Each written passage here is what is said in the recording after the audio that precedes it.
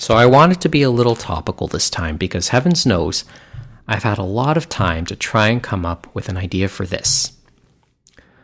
I want to give a little insight on the return of the podcast 2 years ago. If you were listening back then, I was mulling over a complete overhaul of the show. Because let's be honest, anime and manga wasn't as big a focus in our lives as it was during the original run. So in those first 4 or 5 episodes then, we tried to give it a less anime-centric feel. And while it was fun, looking back it was a little unfocused. So where did it all start to come back? It goes back to the first day of Anime North in 2018. As mentioned in the episodes, we had been invited back to tape our late night spots, much in the same way like we did years before. But really our story begins in the early afternoon that day in downtown Toronto, when I was invited to meet up with an old friend. I'll call him Senpai, since that's what he actually was, because he was 1 year ahead of me in high school. We were in a club together that tried to act like a quasi-radio station within our school. Really, it wasn't anything special, but it was quite a lot of fun. It was during that time I grew more of an appreciation for radio, and eventually talk radio and spoken word. Through it, I held a dream of eventually joining the broadcast industry. And while it didn't happen for me, it did happen to Senpai. And as you might expect, I very much looked up to him. After finishing his broadcast degree, Senpai had bounced around a few well-known broadcasting and production houses in Canada. He was even an on-air personality for a while. But as the industry evolved and changed, he knew he had to as well in order to keep up with all the technological advances moving on. So after learning coding and other related things, he was able to keep moving along and even landed a job in New York for a few years with a well-known broadcasting company there. He had been back in Toronto for some time on the day of our meeting, which took place at the CBC building right across from the Metro Toronto Convention Centre. If you're a regular at something like Fan Expo, you might know about the food court that's located across Front Street, which I've mentioned before. And that's where we had lunch and caught up on old times.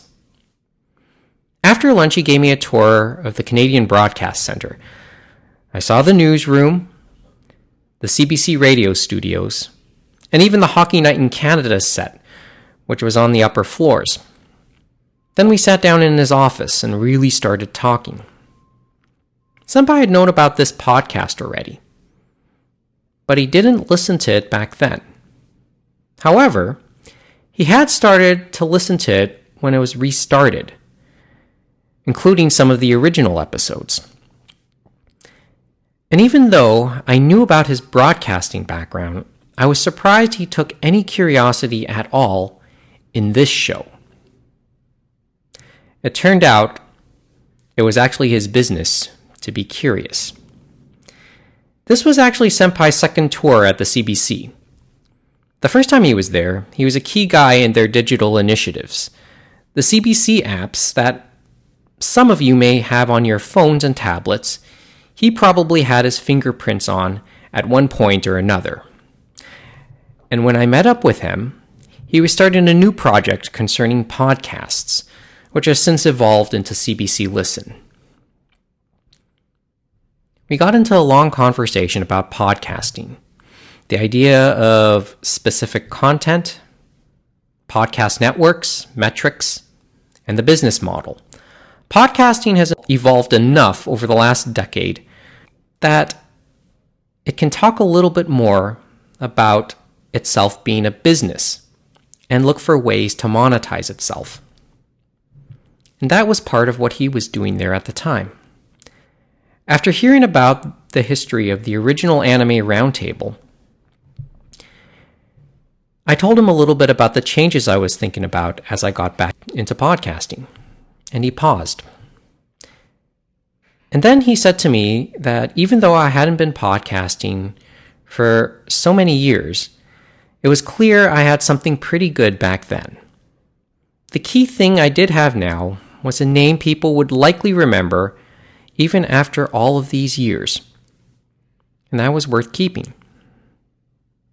He continued by saying that he had listened to some of the episodes and actually liked them, and added that I didn't need to completely change the show because it would sacrifice its original DNA. Anyone can do a podcast about a bunch of different topics, but that wouldn't be interesting to podcast listeners because they want something more focused. So yes, you can have that conversation about different foods and places and various events, but they all have their ties to your show's original premise. So don't deny it and embrace it. Before we parted, he gave me a pop socket with the logo of CBC's evening newscast, The National.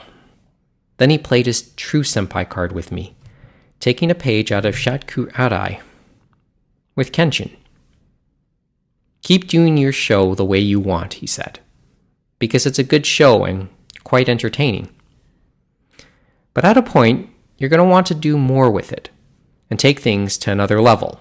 So when you're ready, let's meet up, have lunch, and talk again. Later that evening at Anime North, we brought back the Anime Roundtable in full with episode 1 of what we now call version 2.0. So let's fast forward to today. Senpai and I have exchanged the odd message over the last 2 years. And I've learned that he's no longer with the CBC. He's now employed by another well-known company, though. Then a few weeks ago, he put up a very emotional and lengthy social media post.